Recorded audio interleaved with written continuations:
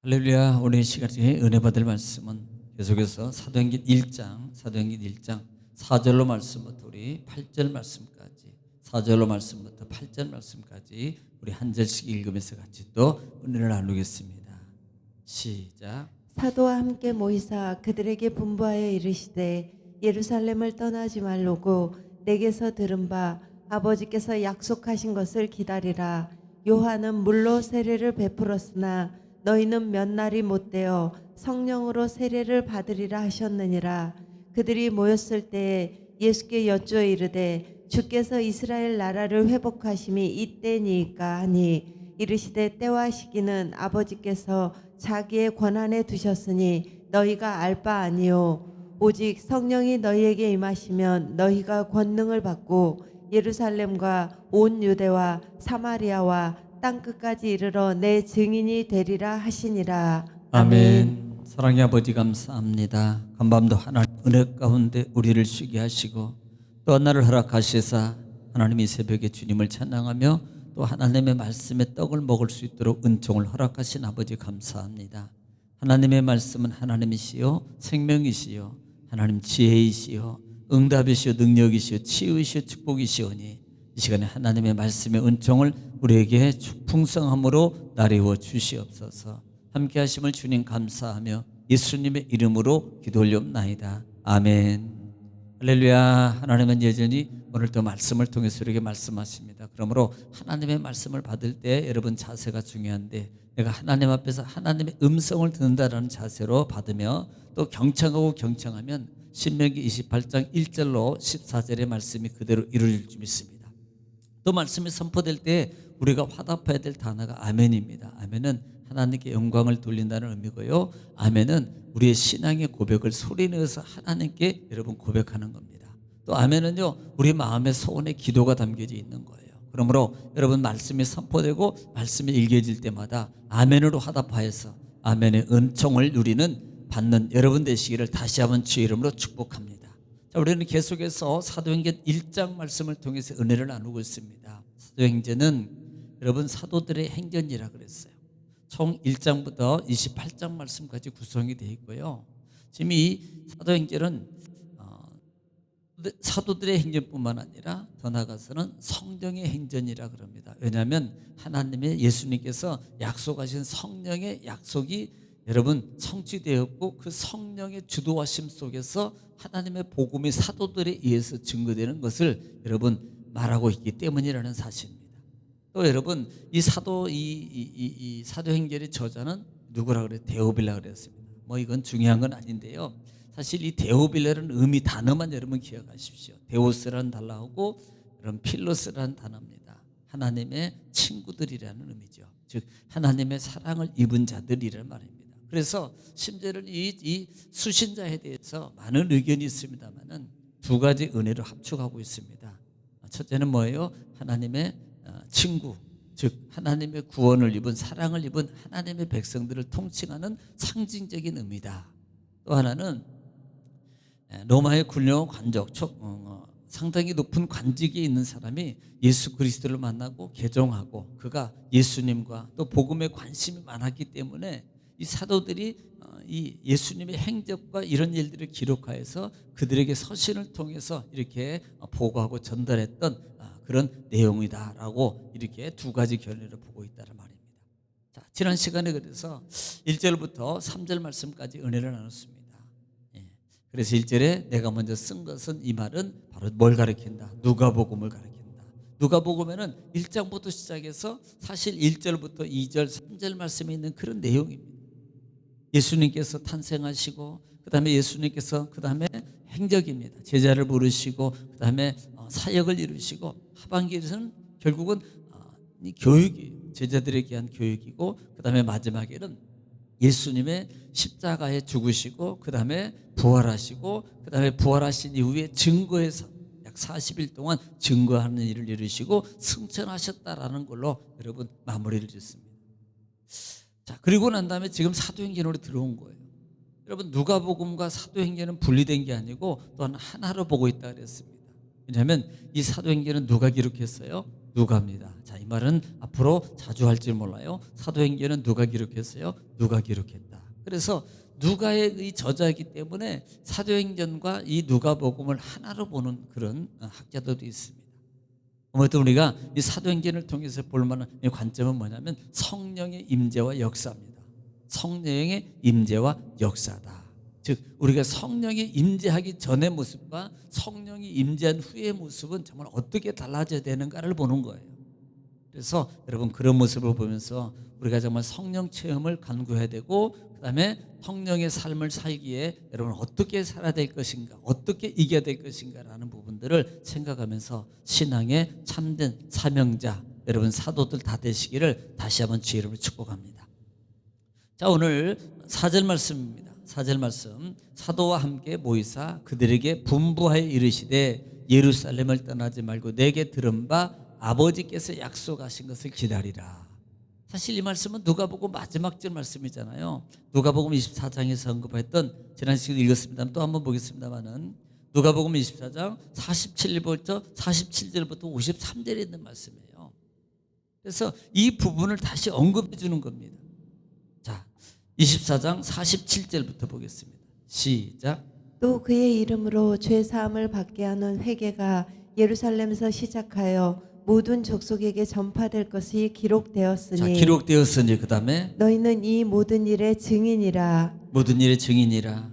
볼지어다 내가 내 아버지께서 약속하신 것을 너희에게 보내리니 너희는 위로부터 능력으로 입혀질 때까지 이 성에 머물라 하시니라. 자, 지금 약속하신 것을 보낼 것이니까 지금 이 성에 머물러라고 그래요.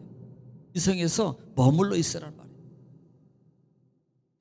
지금 그것을 지금 이 4절에서 언급하고 있는 거예요. 너희가 그때 이르시되 예수님께서 떠나지 말고 예루살렘에 머물라고 하신 바 들은 바 약속하신 것을 너희가 기다리라 라고 말씀하셨거든요. 자, 5절 말씀입니다. 요한은 물로 세례를 베풀었으나 너희는 몇 날이 못되어 성령으로 세례를 받으리라 라고 말씀해요. 지금 이 부분도 역시 마찬가지예요. 요한은 물로 세례를 베풀었잖아요. 세례 요한이 예수님이 오실 당시에 광야에서 외치는 자의 소리이고 증거하는 자고, 세례 요한은 그래서 물로 세례를 베풀었기 때문에 세례 요한이에요. 이 부분을 지금 마태복음 3장 11절 말씀에서, 마태복음 3장 11절 말씀에서 세례 요한이 했던 여러분 그 말을 여러분이 한번 들어봐야 됩니다. 마태복음 3장 11절입니다. 마태복음 3장 11절 말씀입니다. 시작. 나는 너희로 회개하게 하기 위하여 물로 세례를 베풀거니와 내 뒤에 오시는 이는 나보다 능력이 많으시니 나는 그의 신을 들기도 감당하지 못하겠노라. 그는 성령과 불로 너희에게 세례를 베푸실 것이요. 자, 지금 뭐라고 말해? 세례 요한이 나는 물로 세례를 주지만 내 후에 오시는 분, 그분이 누구를 가리키는? 예수 그리스도예요. 예수 그리스도 그 자체가 영이에요. 성령이시라 이 말입니다. 그분은 성령으로 세례를 베푸실 것이야. 성령으로 세례를 베풀 것이야. 그러니까 너는 성령을 세례를 받으라고 말. 그래서 오늘 5절 하반절에 너희는 몇 날이 못되어 성령으로 세례를 받으리라라고 말합니다. 그분은 베풀 것이고 너희는 받으리라, 이렇게 말씀하고 있다 이 말입니다. 사실 구약에 보면은, 구약에도 뭐 여러 군데 있습니다만 우리가 대표적으로 볼 수 있는 게 요엘서잖아요. 요엘서 2장에 28절 말씀에 이 부분을 언급하고 있어요. 그래서 여러분 한번 요엘서 2장 28절 말씀 다 같이 시작. 그 후에 내가 내 영을 만민에게 부어주리니 너희 자녀들이 장래 일을 말할 것이며 너희 늙은이는 꿈을 꾸며 너희 젊은이는 이상을 볼 것이며. 예, 그 후에 내가 만민에게 영을 부어줄 것이라. 우리가 찬송에서 자녀들은 예언할 것이요, 그 다음에 청년들은 환상을 보고 아비들은 꿈을 꿀 것이요. 그래서 29절에도 보면은 이것을 어떻게, 자 시작. 그때 내가 또 내 영을 남종과 여종에게 그다음에 부어줄 것이며. 예, 남종과 여종에게 부어줘. 예수 그리스도께서 이미 너에게 주실 것이라고 세례 요한이 예언했고, 그 세례 요한이 예언한 것을 예수님이 약속하시면서 부활하시고 승천하시면서 이미 성령을 부어주시는 그 부분이기 때문에 너희는 성령을 받으라라고 말씀하고 있어요. 정말 중요합니다. 여러분, 세례라는 부분을 통해서 보는 것이, 세례가 뭐예요? 밥티조라는 단어를 쓰잖아요. 밥티조라는 단어는, 이 밥티라는 단어는 이게 강의형이라고 그래요. 강의형이라는 그 뜻이 뭐냐면 잠그다라는 뜻이에요. 잠근다는 말이에요. 그러니까 이 말이 사람을 물에 빠뜨리다, 그 다음에 배를 침몰시키다라는 뜻을 가지고 있습니다. 그러니까 어떤 잘못된 것을 씻어버리고, 그러니까 완전히 적셔서 죽이는 것. 또 하나는 씻는 걸 의미한다 이 말입니다. 그 의미가, 가장 세례적인 의미가 뭐예요? 이것은 씻다, 목욕, 목욕에 제의를 하다, 어떤 이런 의미가 담겨져 있어요. 결국은 뭐예요? 정결이란 말입니다. 영적으로 또 회개하고, 또 육체적 죽음의 것을 잘라버리고, 이런 것이 결국 뭘 의미한다? 세례라는 뜻을 가지고 있다 이 말이에요. 자, 6절입니다. 오늘 말씀에 6절 말씀입니다. 그들이 모였을 때 예수께 여쭈어 이르시되 주께서 이스라엘 나라를 회복하심이 이때니까니. 모였을 때 그래요. 이 모였을 때에는 보통 사절에 보는 것처럼 사도와 함께 모이사라는 그와 그때를 말하기도 한다 그럽니다. 그런데 사실 이 모였을 때 그 답은 12절에서 언급해요. 12절에 보면은 제자들이 감람원이라 하는 산으로부터 예루살렘에 돌아오니, 그러니까 감람원이라는 것을 학자들은 그때 거기서 모였을 것이다라고 말합니다. 근데 그때 그들이 모였을 때 뭐예요? 예수님께 나와가지고 물어보는 거예요.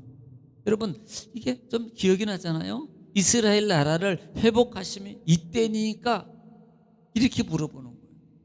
자, 여러분, 이 말은 어디서 우리가 많이 들었던 말씀 중에 한 부분이에요. 이 부분은 예수님께서 사실 제자들을 택하시고, 그 다음에 제자들을 부르시고, 그 다음에 제자들을 양육하시고 교육하시는 과정 속에 이런 부분이 있을 때 이 제자들이 뭐라고 말하면, 제자들이 예수님께 나와가지고 이때가 그때는 언제 됩니까? 이렇게 말합니다. 여러분, 여기서 우리가 좀 봐야 될 부분이 뭐냐면, 택함 받은 그 제자들의 모습이라 이 말이에요. 예. 예수님의 임재, 그들은요, 예수님이 예루살렘으로 나귀 타고 입성하실 때 호산나라는 단어입니다. 그들이 말하는 호산나는요, 어떤 정치적 해방자예요. 역시 제자들도 예수님을 만났어요. 예수님 부르셨어요. 예수님과 함께 동행해요. 그런데 늘 그들 마음속에는요, 뭐가 담겨져 있어요? 아, 이분은 로마로부터 우리를 해방시키고 우리를 구원하고 왕이 돼야 되는 부분이다. 이 부분을 예수님을 그렇게 보고 있었다는 거예요. 사실 그렇게 봤었거든요. 그런데 보세요. 예수님이 그렇게 봤던 예수님, 그렇게 생각하던 예수님이 막상 십자가에서 아무 응징도 못하고, 여러분, 한 힘도 못 쓰고 예수님이 여러분 돌아가시는 그 모습을 보시고 제자들은 실망해요. 다 흩어집니다. 아니었구나. 그런데 문제가 뭐예요? 3일 만에 다시 살아나요. 3일 만에 살아나셔요. 그리고요, 그 예수님을 다시 자기들 앞에서 지금 보고 있습니다. 그러니까 뭐예요? 그들은요, 다시 그 옛 모습이, 옛 마음이 살아난 거예요. 아니, 그 정도 되면 버려야 되는 거 아니에요.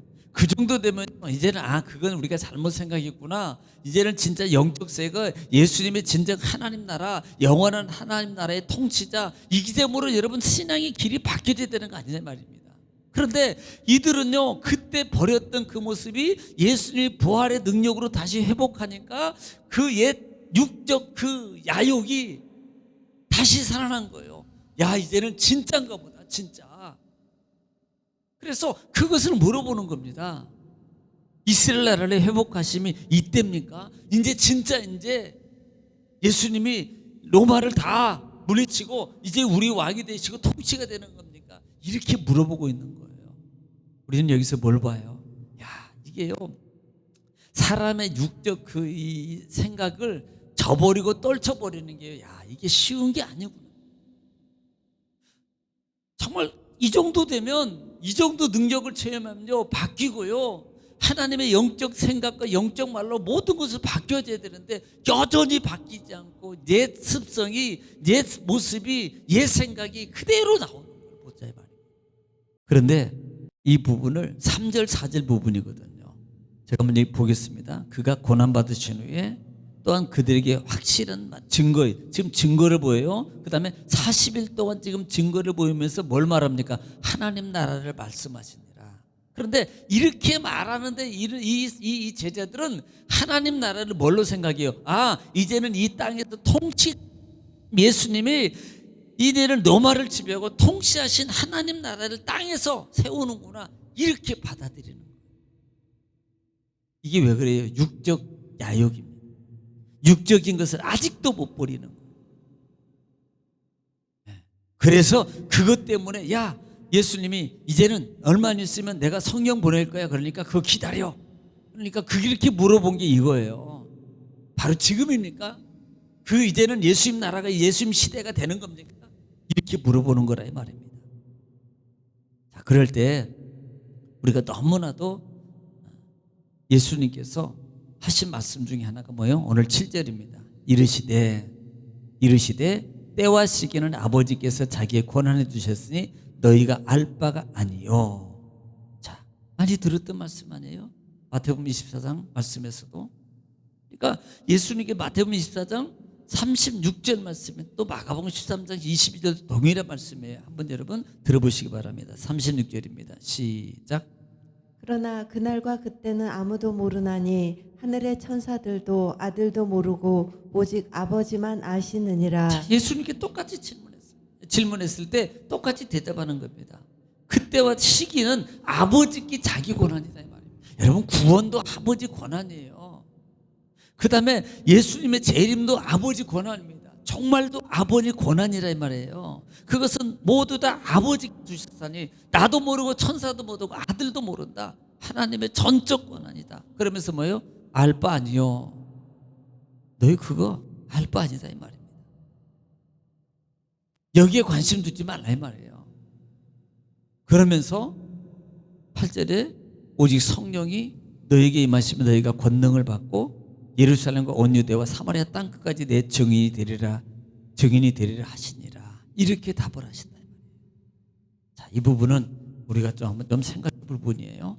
예수님은 질문하셨을 때 대답해 주는데 알 바 아니야. 아버지 권한이야. 뭔가 구체적으로 대답을 해주지 않고 지금 8절 말씀만 그대로 여러분 대답하고 있다 이 말입니다.